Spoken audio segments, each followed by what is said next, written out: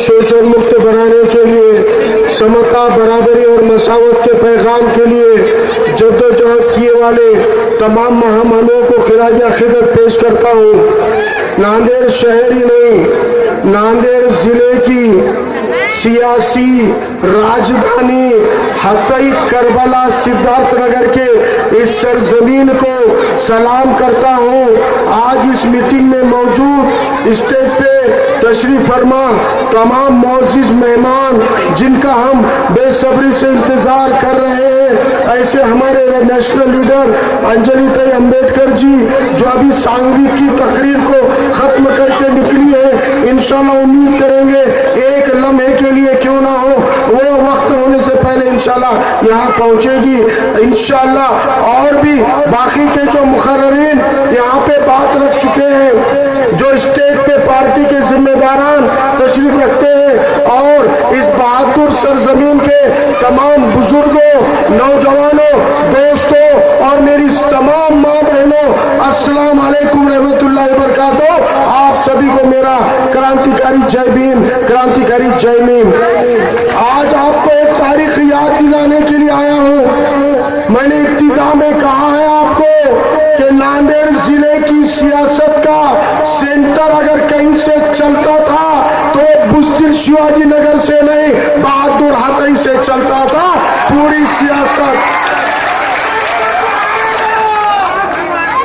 नांदेड़ में कौन से इलेक्शन में किसको चुनकर लाना है, किसको जिताना है, किसको आगे बढ़ाना है, कौमी इत्तेहाद क्या होगा, मिली इत्तेहाद क्या होगा, इसके फैसले कहीं से होते थे तो हतई और होली के गंगा जमनी तहजीब से होते थे।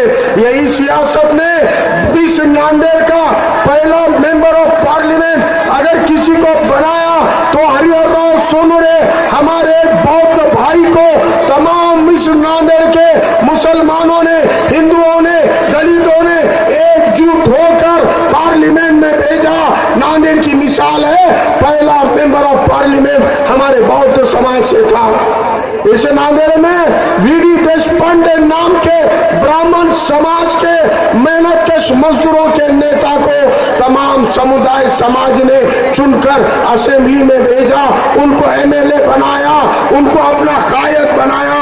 और ये वही नांदेड़ है जिस नांदेड़ में सैयद फारूक पाशा साहब को एक नहीं, दो नहीं, लगातार 3 बार हैट्रिक आमदार बनाने का काम इसी गंगा जमनी तहजीब के नांदेड़ ने किया था। यही नांदेड़ की हतई होली की सियासत, इस नांदेड़ की सियासत में एक मुस्लिम नुमाइंदे को हर समाज ने वोट दिया। मुसलमानों के साथ साथ यहाँ के हिंदू भाइयों ने, बौद्ध भाइयों ने, दलित भाइयों ने एकजुट होकर उनको 3 बार असेंबली में भेजा। उसके बाद कांग्रेस की मुखालिफत का दौर आया। उस वक्त प्रोफेसर नूरुल्लाह खान साहब को इसी नांदेड़ ने असेंबली में भेजा। प्रोफेसर नूरुल्लाह खान साहब कांग्रेस को हराकर असेंबली में पहुंचे थे। ये मुस्लिम क़यादतों की तारीख है। क्या बात हो गई?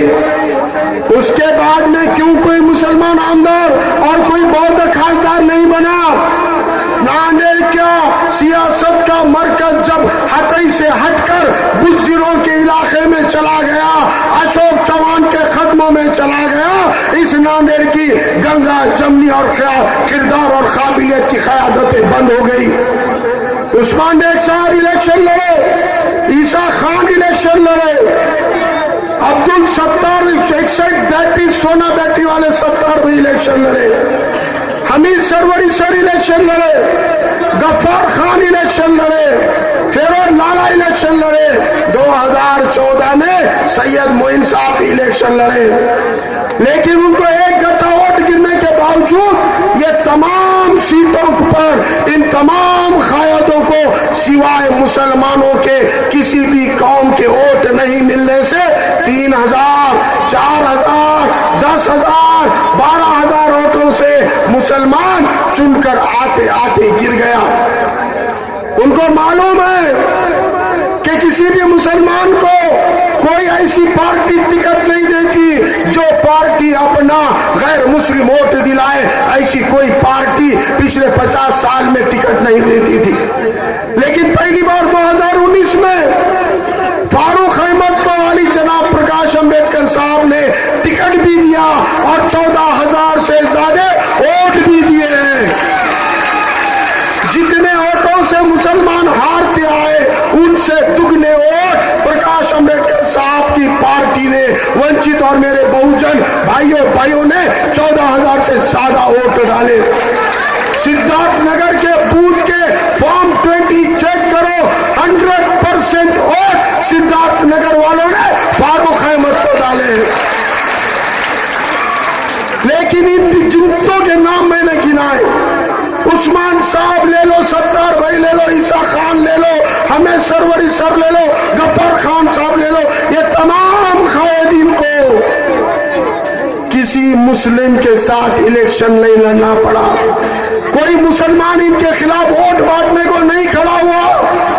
लेकिन मैं पूछना चाहता हूं, क्या वजह है 2019 में भी और 2024 में भी जब वंचित से फारूक अहमद खड़ा होता है, उसके खिलाफ ये बीजेपी और कांग्रेस मुसलमान खड़ा कैसे करती है? क्या खड़ा करती है? बावजूद उसके मुझे फख्र है, हत्ता होली के इस एरिया पे, करबला सिद्धार्थ नगर के इस इलाके पे, 5 मोहल्लों की सियासत पे 2019 में फारूक अहमद को 1 नंबर की वोटिंग, सबसे ज्यादा वोटिंग इस इलाके से मुझे मिली है। वही तवक्को करने आया हूं, अपने वोटों का बंटवारा मत होने दो। 50 सालों के साजिशों का जवाब इंशाअल्लाह 20 नवंबर को मुत्तहिदा वोट करके लेंगे और अपनी क़यादतें इंशाअल्लाह असेंबली में भेजेंगे। वक्त इजाजत नहीं देता, एक नारा लगाता हूं, 20 नवंबर आपको बोलना है गैस सिलेंडर, 20 नवंबर 20 नवंबर 20 नवंबर, नारे तकबीर, नारे तकबीर, जय भीम, जय भीम, जय भीम। अल्लाह हाफिज, इनकलाब जिंदाबाद।